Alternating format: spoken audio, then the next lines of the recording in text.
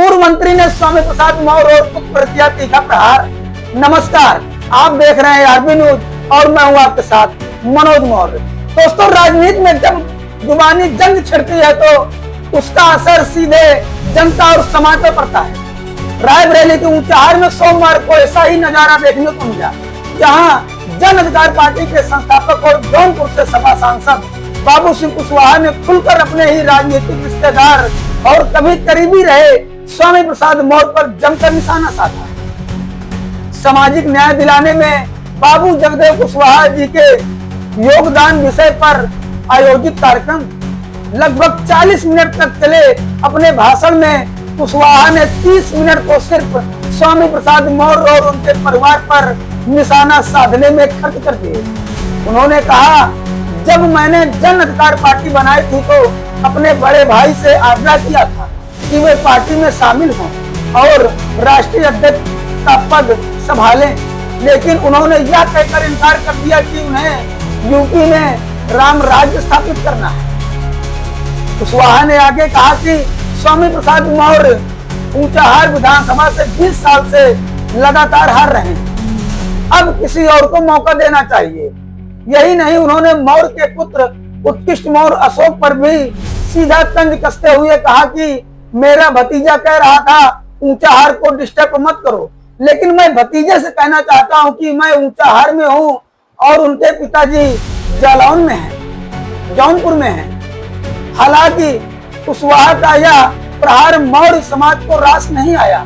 उनके संबोधन के दौरान ही पीछे से कई लोग स्वामी प्रसाद मौर्य जिंदाबाद के नारे लगाने लगे। कार्यक्रम समाप्त होते ही लोगों ने विरोध प्रदर्शन किया और कहा कि बाबू सिंह कुशवाहा समाज को जोड़ने नहीं बांटने आए हैं। उन्होंने स्थानीय मुद्दों और समाज पर हो रहे हमलों पर एक शब्द भी कुछ नहीं कहा। पूरा भाषण सिर्फ स्वामी प्रसाद मौर्य पर हमला करने में ही निकाल दिया। इस पूरे घटनाक्रम के बाद ऊंचाहार की राजनीति में नई हलचल पैदा हो गई है, जहां एक और कुशवाहा ने अपनी तल्ख जुबान से माहौल को गर्म कर दिया, वहीं दूसरी ओर मौर्य समर्थकों ने विरोध और नारेबाजी से साफ कर दिया कि स्वामी प्रसाद मौर्य के किले में सेंध लगाना आसान नहीं है। अब बड़ा सवाल यही है, क्या बाबू सिंह कुशवाहा का यह आक्रामक रुख ऊंचाहार की राजनीति को नई दिशा देगा या फिर इससे समाज के भीतर और ज्यादा दरारें बढ़ेंगी? आइए आपको सुनवाते हैं बाबू सिंह कुशवाहा का वो बयान जिसने पूरे कार्यक्रम का माहौल ही बदल डाला। हमारे बच्चों को बराबरी से जाने का मौका मिला, नहीं मिला, उसके जिम्मेवार कहीं न कहीं हम लोग नजर आते। अगर हम अपने वोट का सही इस्तेमाल करते और जो हमारे हित की सरकार होती उस सरकार को चुनते तो शायद ये दिन आज हमें नहीं देखना पड़ा। वैसे ऊंचाहार के लोग तो काफी जागरूक हैं, समझदार हैं। जब ऊंचाहार आने की बात हुई कि ऊंचाहार चला जाए, रायबरेली में भी कुछ शुरुआत की जाए। वैसे तो मैं जब जेल से छूट करके आया 16 में, तो जब जनसंपर्क यात्रा की मैंने शुरुआत की तो मैं रायबरेली भी आया था, एक दिन रुका भी था और बड़े पैमाने पर लोगों से मुलाकात हुई थी। जितने लोग आज आप इकट्ठा हैं, इतनी सभाएं तो कम से कम 10 जगह हम लोगों ने की। उसके बाद हम लोगों ने भागीदारी यात्रा निकाली। बहुत बार इन 10 सालों में मैं आपके रायबरेली में आया हूँ और अपनी बातों को मैंने रखी।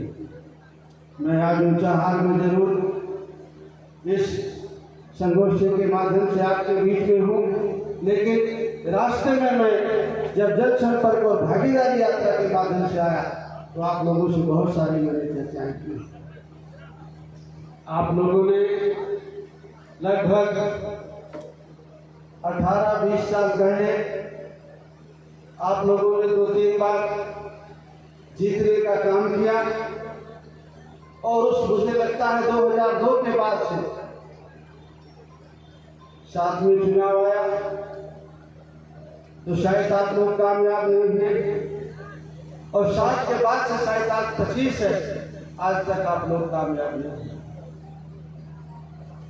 इसलिए नहीं कामयाब हुए हैं कि हम बहुत समझदारी के साथ फैसला नहीं लेते। मैं जब जेल से निकल करके आया तब हम लोगों ने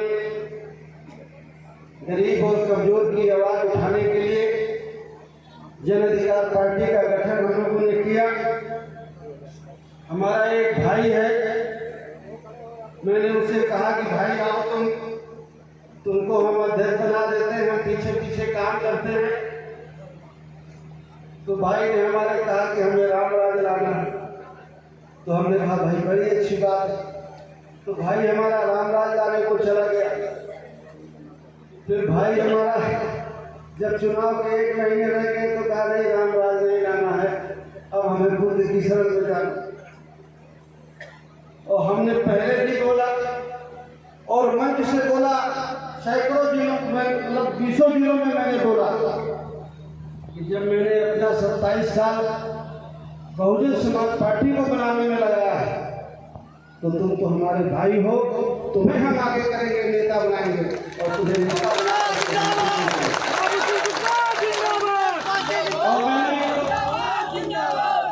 हमारे प्रभारी जी बैठे हैं अजय मौर्य जी। मैंने हरदोई जिले से ये बात कहना शुरू की और हरदोई के 10वीं कार्यक्रमों में फरुखाबाद में, शाहजहांपुर में, मैनपुरी में, एटा में, इटावा में, फिरोजाबाद में, आगरा में भरे मन से मैंने इसी तरह कहा कि आओ मिल करके काम करते हैं, तुम हमारे नेता रहोगे, हम पीछे पीछे चले। लेकिन भाई को हमारे रामराज का शौक था और भाई ने हमारे 5 साल तक बोला नहीं, कोई किताबों ताबे कसीदे नहीं। और फिर हमारे भाई ने जब चुनाव के 1 महीने रह गए 22 दिन तो कहा नहीं रामराज को लगता है कि समय जाने वाला है, कुछ और किया जाए। तो भाई हमारे लोहियावादी हो गए और फिर जब लोहियावादी में नहीं चला तो भाई तो हमारे कहते हैं कि नहीं कुछ अलग करेंगे।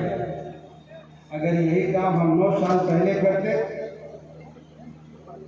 उस समय 59-60 साल के होते, आज तो 72-73 साल के हो, 70 साल के हो, तो इन 9 सालों में बात कहीं और पहुंच जाए, इन 8 सालों में बात कहीं और पहुंच जाए। हमारा भतीजा बेचारा 4-5 दिन में प्रयास है कर रहा है कि यहाँ भाई जाना नहीं, लोग जाएंगे तो कुछ ठीक नहीं है। तो हमारा भतीजा बेचारा बहुत प्रयासरत है कि यहाँ लोग न जाए, सुनने न आए। और हमारा बेटा है, लेकिन हमारे बच्चे तो यहाँ बहुत सारे हैं ना, ऊंचाहार के भी तो बच्चे हैं, उनको भी तो राजनीति में लाना है, उनको भी तो आगे बढ़ाना है। अब अगर हमारा बच्चा नहीं सही रहेगा तो क्या किया जाए? हमारे भतीजों को बेचारे को यही पता नहीं है कि निशान क्या रहेगा, झंडा क्या रहेगा। हमारी बहू बीजेपी से ब्लॉक प्रमुख है, हमारी भतीजी बीजेपी की पूर्व सांसद है और भाई हमारा कहता है कि नहीं। तो ये सारी चीजें आपको बहुत गंभीरता से समझनी।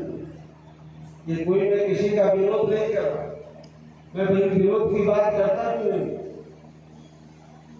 आप 18 सालों से 20 सालों से नहीं जीते, आगे आपका कोई निशान भी नहीं है। बाबू सिंह कुशवाहा की तो एक लाइन है, मैं गरीब की, कमजोर की, पिछड़े की बात करता हूं। मेरा नारा है कि जाति जनगणना हो, उसके बाद इसकी जितनी संख्या हो उसके आधार पर उसकी हिस्सेदारी और भागीदारी मिले। इन 8 सालों में आपने कितने नारे बदले, कितने झंडे? मैं अगर समाजवादी पार्टी के सिंबल से एमपी हूं तो जन अधिकार पार्टी समाजवादी पार्टी के साथ है। आप तो ब्लॉक प्रमुख बीजेपी से हो, बिटिया भी बीजेपी में है, भतीजा मेरा पोस्टर लगा है, पापा की फोटो नहीं लगा है। वो कभी कहता है मैं साइकिल में कोशिश कर रहा हूँ चढ़ने की, अभी कह रहा मैं कमल का फूल फिर खिलाऊंगा। तो मेरा भतीजा मेरे भी तो प्रिय है, मैं भी तो चाहता हूँ कि मेरा भतीजा जीते मेरे बने। और लेकिन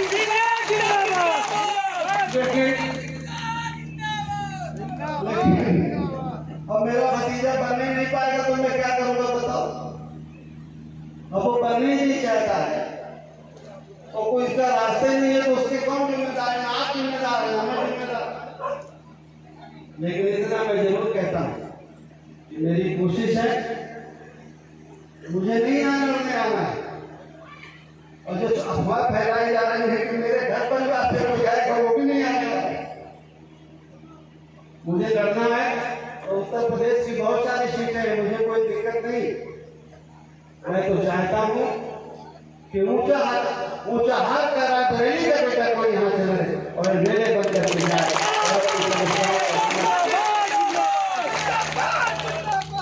एक और हमारा साथी है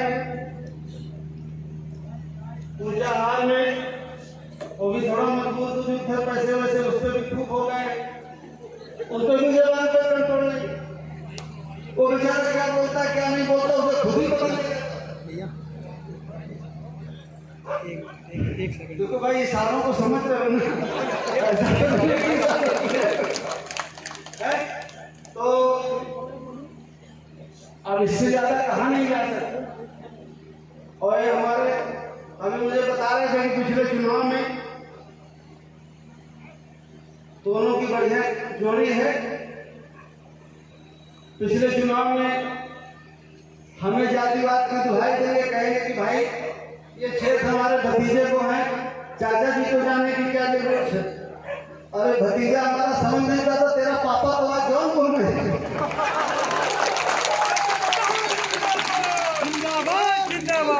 भतीजे को बेचारे को यही नहीं समझ में आता है कि वो जो कहता है उससे अमल क्यों नहीं करता। पहले जो अपने पापा को समझाता था कोई बात करता, लेकिन ये मेरे लिए कोई मुद्दा नहीं है। मेरा निवास स्थान जन्म स्थान बांदा है, मेरा भाई बांदा गया, हम लोगों ने हमारे साथियों ने हमारे लोगों ने मदद करी कि भाई आया है माला वाला पहना तो बाकी को ठीक है। बेचारे 24 साल तक बेचारा भेजा रहा, भाई मुश्किल में कहाँ फंस गया हम समझ नहीं पाए। मैं बीमार था तो मेरा भाई मुझे मिला, मेरा बड़ा भाई मुझे देखने गया तो मैंने कहा कहाँ फंस गया। तो 4 लोग उसके साथ फोटो खिंचाए तो फोटो मेरी लगी। अरे मैंने कहा सारे मुझे भी चढ़ाए थे, तुम्हें भी चढ़ा है, यहाँ पर तो कहा नहीं मेरे के चक्कर में नहीं हूँ, बिल्कुल ठीक। और बेचारा फंस गया।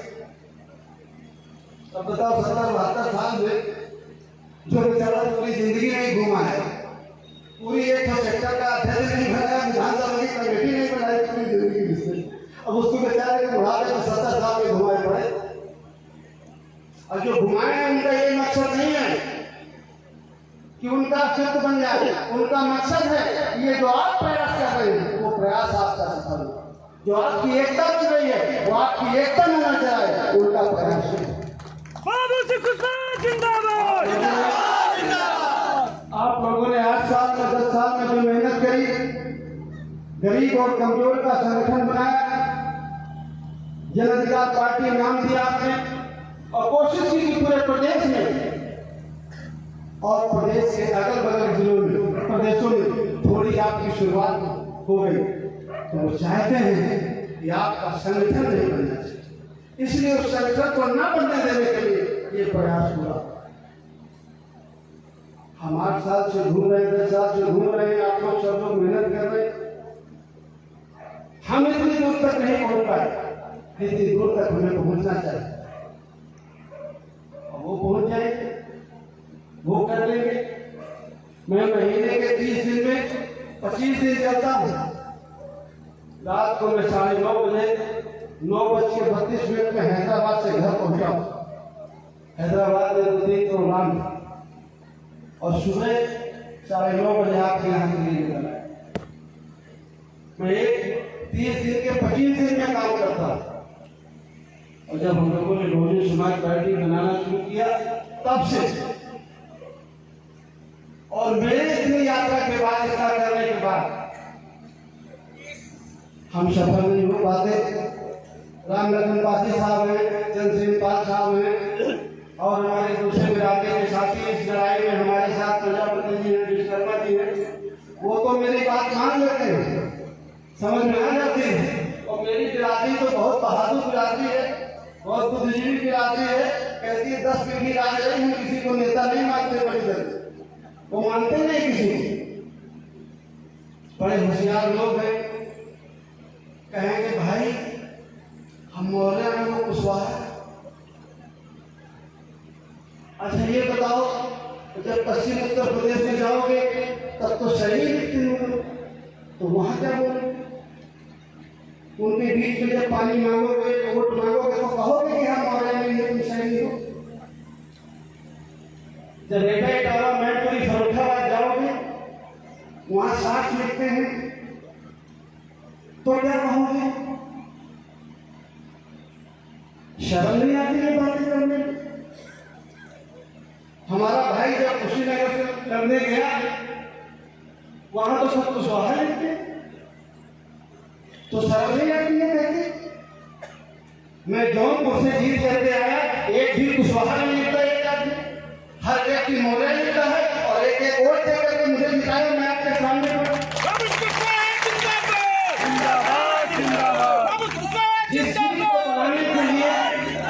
जिस चीज को बनाने के लिए हम लोगों ने अपनी पूरी जिंदगी लगाई। बाबूजी संघर्ष करो, हम तुम्हारे साथ हैं। अरे यार बाबूजी संघर्ष करो, हम तुम्हारे साथ। तुम साथ में होते तो ये करने नहीं पड़ता। तो जिस चीज को बनाने के लिए हम लोगों ने पूरी जिंदगी लगाई, आज 70 साल की उम्र में जाकर ये बातें लोगों को बीच में कहोगे, गुमराह करो। 2-3 तो वो प्रताप करके आ जाते हैं, वो कोई वो बनाए हैं संगठन अपना, जहां जाएंगे कहां कहेंगे वो है, वो है, वो है, वो है। ये कैसे कह पाते हैं लोग? जमान लड़खड़ाती नहीं है कहते हैं, ये ठीक कहते हैं वो लोग। बोलो सब लोग ये ठीक कहते हैं कि गलत कहते हैं? ऐसा कहना चाहिए। हाथ उठाओ जितने लोग इस पक्ष में है कि नहीं कहना चाहिए। इसका जवाब दोगे कि नहीं दोगे? ऐसे लोगों को जवाब देना चाहिए। आज हम लोग रायबरेली से ऊंचा हाथ, रायबरेली के ऊंचा हाथ में आए हैं। ये जो दुष्प्रचार हो रहा है, ये दुष्प्रचार हमें नहीं हुए। अगर मैं राय में ऊंचा हाथ में आया हूं तो मैं चुनाव लड़ने के लिए नहीं आया, आपको चुनाव लड़ाने के लिए आया। मैं उत्तर प्रदेश की 403 सीटें हैं, 84 सीटें 84 सीटें रिजर्व हैं, बाकी मैं 317 से थोड़ी लड़ूं। जितना मैं आपके यहाँ लोगों को जानता हूँ उतना मैं बुंदेलखंड को मुझे लोग जानते हैं, मैं जानता हूँ। उतना नजदीक मेरा एक मैनपुरी कानपुर का इलाका है, पश्चिम का इलाका है, और आपके बगल से मैं जौनपुर से एमपी हूँ। मेरी वाइफ गाजीपुर से लड़ी है, थोड़ी उर्दू से हारी है। 14 में उतने नजदीक में सत्य हूँ, लेकिन मेरे अंदर ये कभी कोई भेदभाव नहीं आया। जब मैं ये सुना, कल जब मैं हैदराबाद से आया तो फोन में मेरी बात हुई तो मुझे हमारे साथी बताने लगे कि आपका भतीजा आया हुआ है यहाँ स्वागत करने के लिए आपका। तो मैंने कहा भतीजे को जब बात कराना है उसको समझाएंगे। कहाँ बेटा फूल खिलाना चाहते हो कि साइकिल की सवारी करना चाहते हो? पापा तो फिर से हाथ में बैठने की कोशिश में लगे, कुछ रास्ता है कि नहीं? कहीं कुछ हो तो फिर हम उस हिसाब से तुम्हारे लिए माहौल बनाए। लेकिन लाइकी तो तुम्हें पैदा करनी पड़ेगी, उसे पैदा करनी पड़ेगी। और मेरे कोई एक ही भतीजा थोड़ी है, यहाँ भी तो बेटे हैं, यहाँ भी तो भतीजे हैं हमारे। यहाँ पे भी बच्चों को मौका मिलना चाहिए कि नहीं मिलना चाहिए? अब भाई 20 साल से कोई नहीं जीते हो तो यहाँ के लोगों का क्या दोष? यहाँ के लोगों का तो कोई दोष है कि है कि आप लोगों ने नहीं जिताया उसे, थोड़ी तो कमी रह गई। इसलिए 27 में चुनाव है और 27 के चुनाव में आपको मेहनत करनी चाहिए और ये जो लोग गुमराह करते हैं इस चक्कर में नहीं पड़ना चाहिए। बाबा साहब अम्बेडकर ने बहुत अथक परिश्रम से यह अधिकार हमें दिलाया है, बहुत मन चल रहा और उन्होंने कहा एक बात कि बहुत परिश्रम से, बहुत मेहनत से इस कारवां को मैं यहाँ तक खींच करके लाया हूँ। अगर हो सके तो इसे आगे बढ़ाना और अगर आगे ना बढ़ा सके तो इसको यही टिकाए रहना। इतने में ही आपका और आपके आने वाली पीढ़ी का भला है। इन 10-12 सालों में जो संविधान को खत्म करने की साजिश की गई है, उस साजिश को से आप अनजान नहीं, आप उस साजिश को अच्छी तरह से जानते हैं। इसलिए उस साजिश को हमें कामयाब नहीं होने देना। एक बात और आपके बीच में कहना है, हर जाति में लोग अच्छे होते हैं, हर जाति में लोग बुरे होते हैं। हमको किसी के बहकावे में कोई लड़ाई झगड़ा नहीं करना है और हमारा देश धर्मनिरपेक्ष है। हम सभी के मजहब के मानने वाले लोगों का आदर सम्मान करते हैं। अगर हमारा भगवान अच्छा है तो दूसरे का भगवान गलत कैसे हो सकता है? अगर हम अपने भगवान को जानते हैं, कोई भी व्यक्ति अगर एक भगवान को जानता है, एक पैगंबर को जानता है, एक ईश्वर को, एक महापुरुष को जानता है, सबका रास्ता हो जाता है। अगर हमारा अच्छा है तो दूसरे का बुरा नहीं हो सकता। वो उसकी आस्था उसे मानता है, हमारी आस्था हम उसे मानते। लेकिन हमारा यह हक नहीं है कि हम किसी के भगवान को, किसी के महापुरुष को हम बुरा करें। आपकी आस्था है, आप इसको मानते हो मान, लेकिन आप किसी और की आस्था पर क्यों चोट पहुंचाएंगे? आपको किसी और की आस्था पर चोट पहुंचाने की जरूरत नहीं। अगर वो नहीं आपकी आस्था पर चोट पहुंचाता तो आपको भी इसकी आस्था पर चोट पहुंचाने की जरूरत नहीं। हम अगर भगवान बुद्ध को मानते हैं, बुद्ध को मानते हैं कि बुद्ध ही मानते हैं, लेकिन मानते बुद्ध को हम बुद्ध की नहीं मानते। अगर बुद्ध की माने तो बात कुछ और। इसलिए बुद्ध की मानने की जरूरत है। बुद्ध की मानने में बुद्ध को मानना हो जाता है, लेकिन बुद्ध को मानने में बुद्ध की मानना नहीं होता है। मूर्ति बना के पूज लेना बहुत आसान है, लेकिन किसी भी महापुरुष के बताए हुए रास्ते पर चलना बहुत मुश्किल है। जो रास्ता दिखाया उस रास्ते पर चलने की, करुणा और मैत्री का जो रास्ता दिखाया है, सांप्रदायिकता नहीं दिखाई सिखाई हुई, सत्य रास्ते, सत्य के रास्ते पर चलना सिखाया है। इसलिए हमारी सबकी जिम्मेदारी है कि हमारा देश मजबूत रहे, सौहार्द का वातावरण रहे। हमें किसी को कोई भला बुरा कहने की जरूरत नहीं। हमें अपने बच्चों के हर हिस्सेदारी के लिए हमारे जरूरी है कि हमारी बेटे और बेटियां पढ़े, अच्छी शिक्षा ग्रहण करें और पढ़ लिख करके वो सरकारी नौकरी में जाना चाहते हैं, प्राइवेट में जाना चाहते हैं, डॉक्टर इंजीनियर बनना चाहते हैं, सिविल सर्विसेज में जाना चाहते हैं, व्यापार करना चाहते हैं। यह माँ बाप का दायित्व है उसके लिए वातावरण तैयार, उनके अधिकारों की सुरक्षा करें। उस वातावरण के लिए बनाने वाली सरकार तो सरकार ऐसी हो कि जो हमारे बच्चे की शिक्षा की बात करे, रोजगार की बात करे, किसान को खाद बीज सस्ते दे, उसके फसल की सही कीमत दे, उसके रास्ते में रुकावट न बने, आपके बच्चों के विकास के रास्ते में रुकावट न बने सरकार की। इसलिए हमें राजनीतिक तौर पर भी बहुत जागरूक रहना जरूरी है। राजनीतिक जागरूकता का मतलब ये नहीं है कि हर व्यक्ति MP MLA बन जाता है।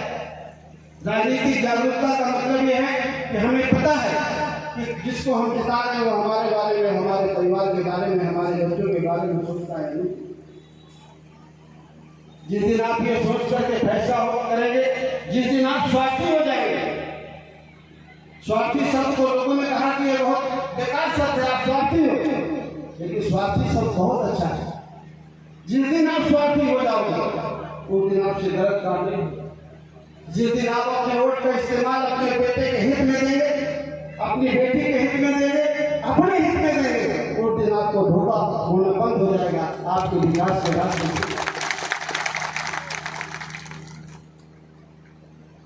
नेता बहुत सारी बातें, बहुत सही बातें आपके बीच में कहने के लिए नहीं आता।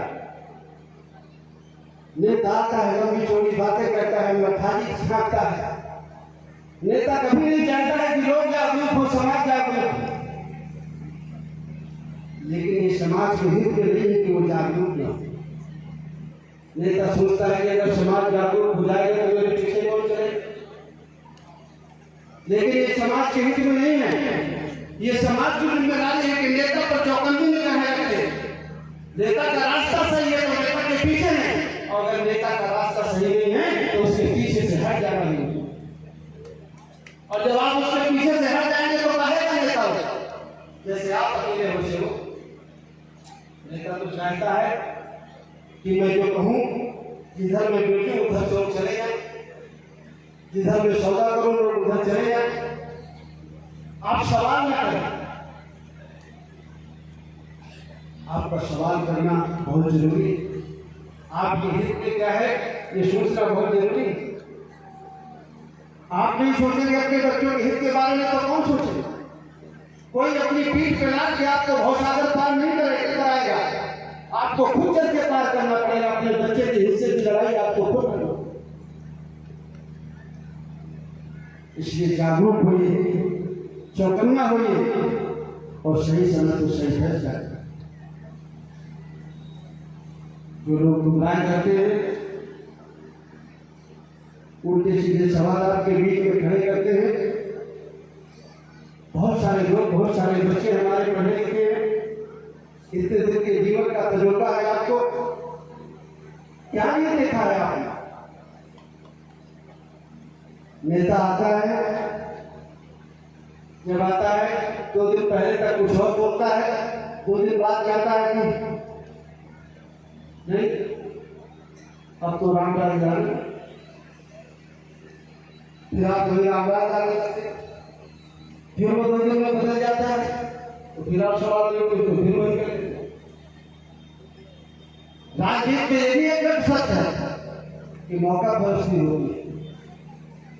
आप अगर हमारे बारे में सोचेंगे तो हम आपके बारे में सोचेंगे, अगर आप हमारे बारे में नहीं सोचेंगे तो हम भी आपके बारे में सोचेंगे।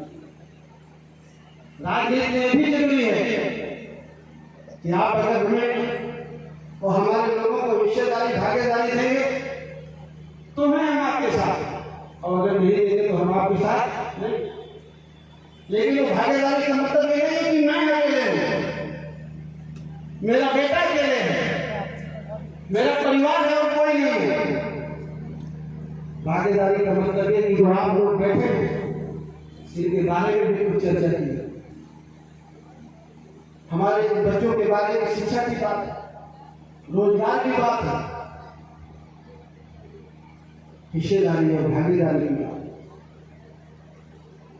इसलिए आप अगर 27 में कुछ करना चाहते हैं तो आपको उसकी शुरुआत अभी से करनी है। जो हमारे ऊंचाहार के साथी हैं, नौजवान बच्चे हैं, मैं उनसे अपील करूंगा कि आपको गुमराह होने की जरूरत नहीं। आप लोग सब लोग इकट्ठा होकर के बढ़िया सा कोई नेता बनाइए, और जो हमारा सामूहिक नेता हो उसको हम लोग आगे बढ़ाने का काम करें। उसके साथ हम लोग भी खड़े रहेंगे और हमारे साथी भी खड़े।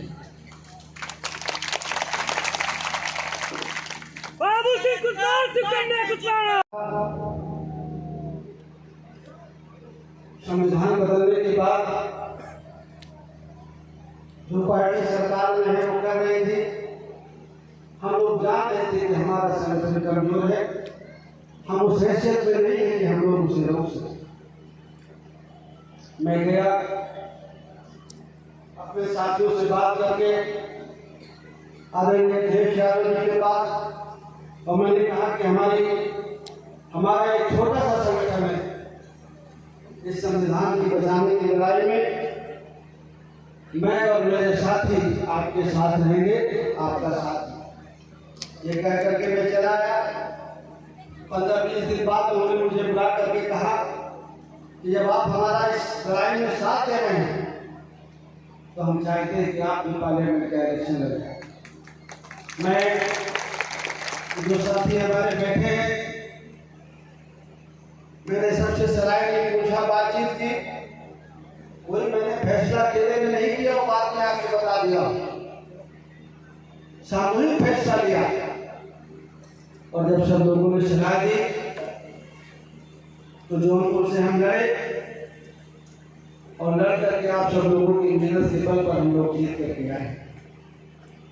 हम चाहते हैं कि जो शुरुआत हम लोगों ने की है उसको हम सब लोग मिलकर के आगे बढ़े। 27 में हम लोग सरकार बनाए, और सरकार में जाने के बाद एक एमपीए बनाने से हक अधिकार हासिल नहीं हुआ, समस्याओं का समाधान नहीं होता।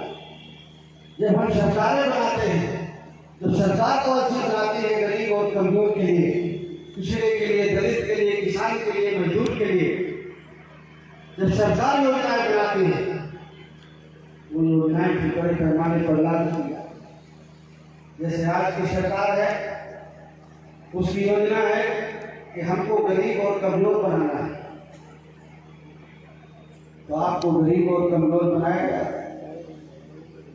आपके लिए फ्री बसें तो चला देनी चाहिए, शिक्षा उसके लिए, तीर्थ यात्रा के लिए, लेकिन आपके बच्चे के लिए शिक्षा नहीं फ्री की जाएगी।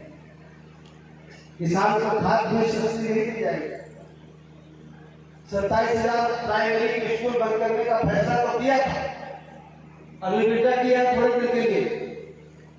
27,000 स्कूल बंद करने का फैसला हुआ और 27,000 शराब की दुकानें खोल दी। ये कभी सोचते हैं इन 10-12 सालों में गांव में हमारे बच्चे कितने शराब पीने लगे, कितना नशा करने लगे हैं, कितना जुआ खेलने लगे हैं। इस बारे में भी आपको तय करना है कि हमारे बच्चों को, जो नए नए बच्चे हैं 18 साल के, 20 साल के, 25 साल के, बड़े पैमाने पर शराब पीते हैं, तंबाकू खाते हैं, गुटखा खाते हैं, जिससे हेल्थ का नुकसान होता है। और जब चुनाव आता है तो बिदारों की वोट देते, थोड़े से पैसे लेके वोट देते। जो दारू में पैसे में वोट बेचते हैं, वो वोट नहीं बेचते हैं, अपने बेटी और बेटे का भविष्य बेचते हैं। और जब तक आप ये करेंगे, जब तक आप वोट का सौदा करेंगे, तब तक आपकी समस्याओं का कोई समाधान नहीं। आप कहेंगे कि बाबू सिंह कुशवाहा नेतागिरी की बातें लफाजी की नहीं करता है, किसी को गाली गलौज नहीं करता है। भाई होता तो किसी को गाली गलौज करता तो थोड़ा टीवी में आता तो मजा आता। कुशवाहा जी आए गाली गलौज नहीं करे। मेरा मकसद किसी को गाली देने में इंटरेस्ट नहीं। ये हमारी लड़ाई किसी को गाली देके नहीं जीती जा सकती, ना उनको ठीक करके जीती जा सकती। अगर हम ठीक हो जाए तो हम लड़ाई जीत जाएंगे। ये हमारी समस्या है, उन्हें हमें ठीक करने की जरूरत नहीं है। अगर हम ठीक हो जाए तो हमारी समस्या का समाधान। गलती हमने है, सुधार हमें करने की जरूरत है। सीतापुर में पिछले साल एक छोटी सी बेटी के साथ रेप हुआ। मेरे पास मैसेज आया। मैं एक छोटी सी घटना जो शब्द है आप बता रहे हो उसको सोचना है। मैंने इस व्यक्ति से बात की, यार ये छोटी सी बेटी से रेप हुआ तो नहीं समझते, तुम्हें समझ नहीं आती, इस पर कार्रवाई नहीं कर रहे। ऐसा मैं कार्रवाई करना चाहता हूं, लेकिन ये ऐसे व्यक्ति के पास जाते हैं जिसको ये अपना नेता मानते हैं, अपना भाग विधाता मानते हैं, और उसी से मुझे फोन कराते हैं। वहां का व्यक्ति एमएलए मुझे फोन करता है तो देखो भाई कार्रवाई करो, और जब ये चले आते हैं तो मुझको कहता है कि कुछ करना नहीं है, फिर थाने में रहना है। तो जब इनको अपने हित का पता नहीं, इनको पता नहीं कि इनका कौन दोस्त है कौन दुश्मन है, तो मैं क्या कर सकता? इसलिए दोस्त और दुश्मन को पहचानने की जरूरत है। सही और गलत की समझ होनी चाहिए। अगर आपको कभी ये लगे कि बाबू सिंह कुशवाहा आया था कुछ गलत कह रहा है, तो मुझे आकर के बताना, मैं अपने में सुधार करूंगा या गलती मानूंगा। जौनपुर में मैं आता ही हूँ, 2-4 दिन रहता हूँ। लखनऊ रहता हूँ, हजरतगंज में कार्यालय है। बांदा तो कम जाता हूँ, लेकिन बांदा घर जन्म स्थान है। और मैं सोच रहा हूँ बातें जाते ऊंचा हार दिया है। चुनाव लड़ने के लिए नहीं, चुनाव लड़ने के लिए नहीं, चुनाव लड़ने के लिए नहीं। ये मत डर जाना कि चुनाव लड़ने के लिए, क्योंकि आधे तो प्रचार यही करने लगे थे, कल परसों से भी लगता है कि चुनाव करेंगे, उनके घर में कोई चुनाव नहीं। पता नहीं क्या क्या कहते हैं। भाई हमारा हाई है कि बढ़ता हुआ नेताओं, दोनों मिलकर पता नहीं क्या क्या बोलते हैं और आप गुमराह हो जाते हैं। और भतीजा भी हमारा लगता है 9-10 बजे के बाद मस्ती हो जाता है। गलत तो नहीं कह रहा हूं, डर लगता है सही बोलने में, इसलिए अब मैं ज्यादा नहीं कहूँगा, सोचता हूँ ज्यादा कहूँ आप लोग नाराज हो जाए। इसलिए आज बाबू जगदेव प्रसाद के बारे में हम लोगों ने चर्चा की। बाबू जगदेव प्रसाद से जीवन से अगर हम कुछ सीखना चाहेंगे तो बहुत कुछ सीखने को मिलेगा। बाबू जगदेव प्रसाद तो एक बात ये भी कहते हैं कि पहली पीढ़ी मारी जाएगी, दूसरी पीढ़ी जेल जाएगी और तीसरी पीढ़ी राज करेगी। तो बाबू जगदेव प्रसाद तो मारे गए, जान से गए। भरी सभा में आंदोलन में 74 में उनको गोली मारी गई जब मंच में वो बोल रहे थे, और घसीट के थाने ले गए, पानी मांग रहे थे तो पानी भी नहीं दिया। और जब तक उन्होंने दम नहीं तोड़ दिया तब तक मुझे कहीं नहीं दिया। और आजकल की वर्ष उनकी सीधे व्यवहार करते हैं। और जब उसको 12 में 3 मार्च 12 को जेल में भेजा, मैं अपने देश का पहला राजनीतिक आदमी हूँ कि अंडर टाइम मुझे 4 साल जेल में रखा।